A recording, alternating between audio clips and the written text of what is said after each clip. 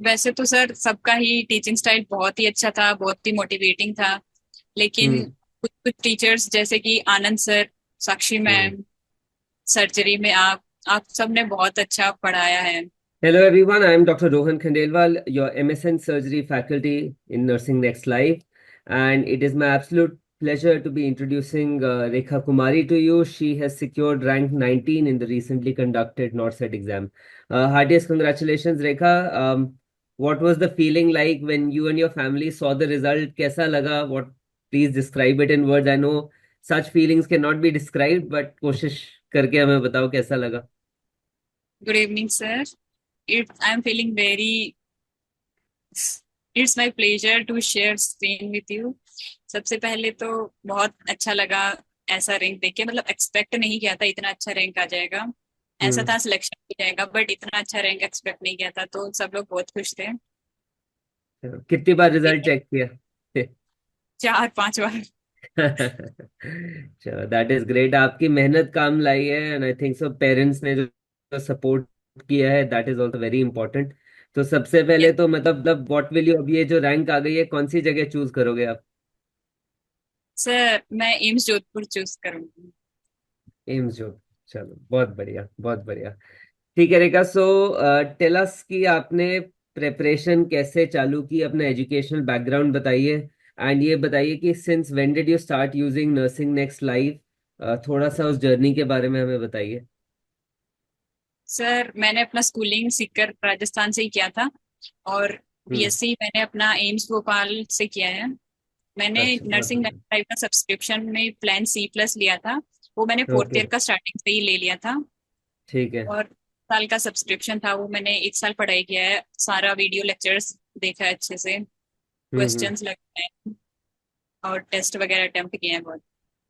तो ये आपने अभी ग्रेजुएट कब किया? आपका फर्स्ट अटेम्प्ट में ही हो गया या ये सेकंड अटेम्प्ट था हमारा? नहीं सर, ये मेरा फर्स्ट अटेम्प्ट ही था। मैंने ग्रेजुएशन बहुत कंप्लीट बढ़िया। किया था नवंबर 2024 में। बहुत बढ़िया, so I think so you highlighted एक बहुत जरूरी चीज कि अगर आप जल्दी स्टार्ट करोगे, जैसे आपने फोर्थ ईयर में स्टार्ट किया और लग के पढ़ा अपने कॉलेज के साथ, उसको सप्लीमेंट किया नर्सिंग नेक्स्ट लाइव के साथ, सो आपका फर्स्ट टाइम में ही सिलेक्शन हो गया। So this yes. Is a very important thing which Rekha is highlighted.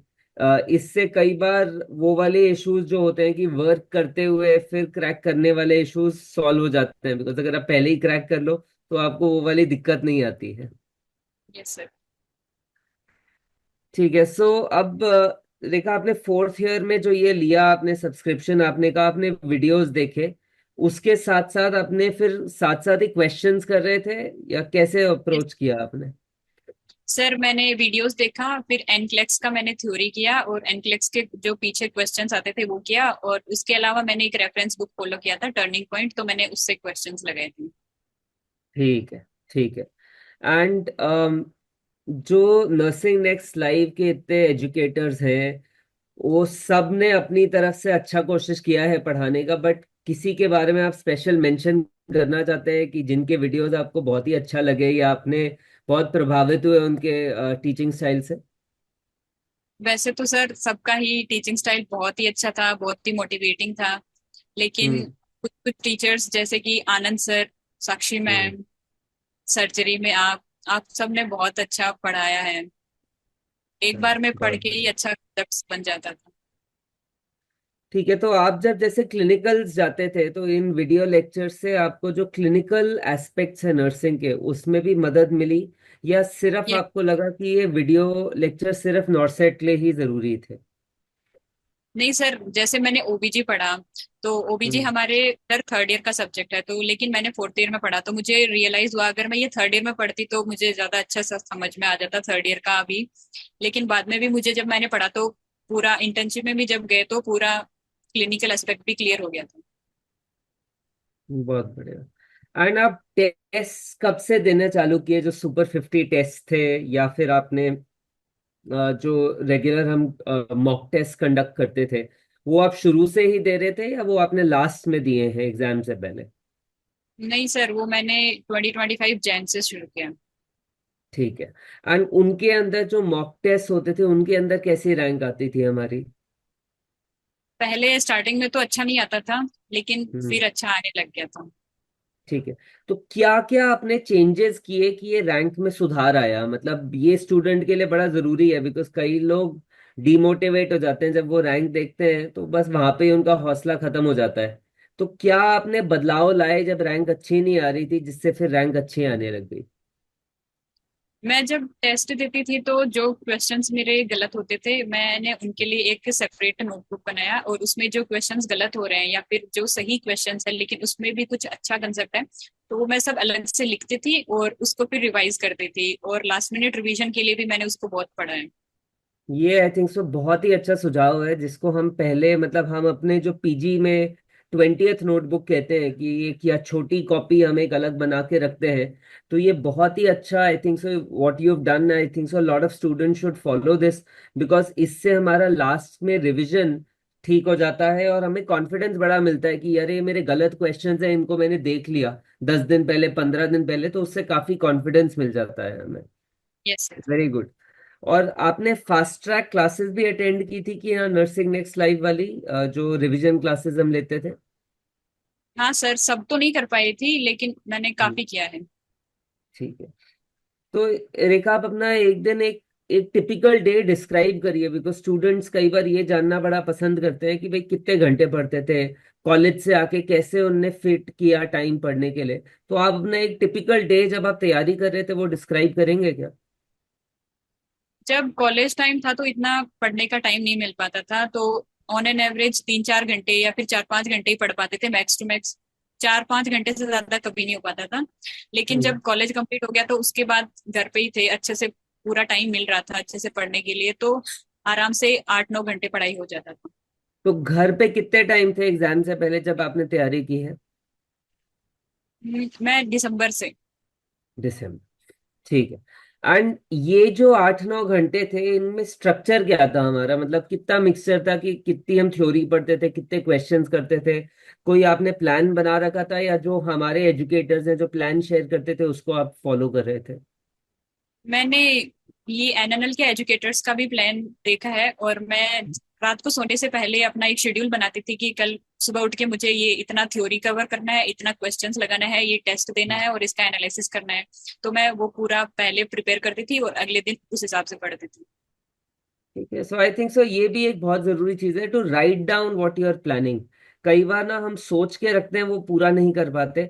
But अगर उसको कहीं पे स्क्रिबल भी कर लें, कहीं दो पंक्ति लिख भी है ना कि हमें ये करना है, तो उससे बहुत फर्क पड़ जाता है। आई थिंक सो वही आप हाईलाइट कर रहे हैं कि एक स्ट्रक्चर्ड मैनर में प्रोसीड करने से बहुत ज्यादा फायदा है। अगर हैपहैजर्ड तैयारी करेंगे तो शायद उतना रिजल्ट ना निकले। Yes sir. तो बेटा देखो, कोई भी एग्जाम की तैयारी इतने महीने की होती है, उसमें हमारा सेम लेवल ऑफ प्रिपरेशन या सेम लेवल ऑफ मोटिवेशन नहीं रहता। कई बार ऊंच नीच भी होती है। तो जिन दिनों अच्छा नहीं लगता था या पढ़ाई का मन नहीं करता था, तो उस दिन अपने आप को कैसे मोटिवेट करते थे? पहले तो मैं ट्राई करती थी कि अगर खुद से सेल्फ स्टडी करने का मन नहीं हो रहा है तो कुछ वीडियो लेक्चर्स देख लूं, वो भी मन नहीं होता था तो फिर मैं क्वेश्चंस लगा लेती थी। लेकिन कभी कभी होता था कि क्वेश्चंस लगाने का भी मन नहीं कर रहा है, तो फिर मैं ऐसे ही घर पे बात बात कर लेती थी सबसे, सब लोग अच्छे से मोटिवेट करते थे, दोस्त वगैरह भी, तो हो जाता था। आई think so this is very important कि अच्छे दिनों में तो सभी अच्छा करते हैं, पर बुरे दिनों में हमने क्या किया वो डिफरेंस होता है एक एवरेज और एक अच्छे स्टूडेंट में। तो जैसा आपने यस। कहा कि कुछ भी मतलब जैसे क्वेश्चन लगा लिए या इमेजेस देख ली या कोई वीडियोस देख लिए, तो कुछ ना कुछ सीखने को मिल जाता है। And second very important thing is surround your self with positive people, कि जो आपको यस। प्रोत्साहित करते रहे और आपको डराए ना ज्यादा। यस। तो कोई सेटबैक्स हुए हमारी इस पूरी जर्नी में, कोई डिसअपॉइंटमेंट्स हुई, या सब कुछ ही हमारा स्टेडी चलता रहा एंड अच्छी रैंक आ गई? नहीं सर, बहुत डिसअपॉइंटमेंट्स मिला है। जैसे ऐसे बताओ, कुछ मतलब। उदाहरण दो हमें। हम्म। कुछ एक्सक्यूज मी। उदाहरण दो और उससे हम कैसे बाहर आए वो भी बताओ। जैसे मैंने प्रिपरेशन स्टार्ट किया था तो मैं सिर्फ वीडियो लेक्चर्स देखती थी। मैंने सिर्फ वीडियो लेक्चर्स देखा, एक सब्जेक्ट कंप्लीट हुआ, नेक्स्ट सब्जेक्ट पे मूव किया। बीच में मैंने क्वेश्चंस नहीं लगाए थे, तो फिर मैंने जब एक महीने बाद वो सब्जेक्ट उठा के देखा तो मुझे उसमें से कुछ भी याद नहीं आ रहा था। मुझे ऐसा लग रहा था जैसे मैंने पढ़ा ही नहीं है। तो इससे मुझे बहुत ज्यादा वो एंजाइटी हुआ कि भाई मैंने इतना टाइम दिया इसको लेकिन मुझे अभी नहीं आ रहा है। फिर मैंने वापस से क्वेश्चंस लगाना, तो एक सबसे बड़ा चीज तो ये ध्यान रखना। दूसरा कि तो जब मतलब आप यही कह रहे हो कि थ्योरी के साथ साथ क्वेश्चन करना विद इन 2-3 डेज बड़ा जरूरी है, नहीं तो आप भूल जाओगे टॉपिक को। ये, ठीक है। और दूसरा जब मैंने टेस्ट सीरीज लिया था तो मुझे लग रहा था कि मेरा प्रिपरेशंस काफी अच्छा है, लेकिन टेस्ट में उतना एक्सपेक्टेड मार्क्स नहीं आता था स्टार्टिंग में, तो फिर जब मेहनत किया तो मार्क्स अच्छा आने लगा।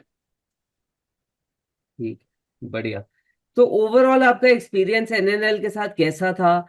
एंड आप आगे फ्यूचर जो एस्पिरेंट्स हैं उनको क्या 2-3 महत्वपूर्ण एडवाइस देना चाहोगे जो अभी तैयारी स्टार्ट करने वाले हैं?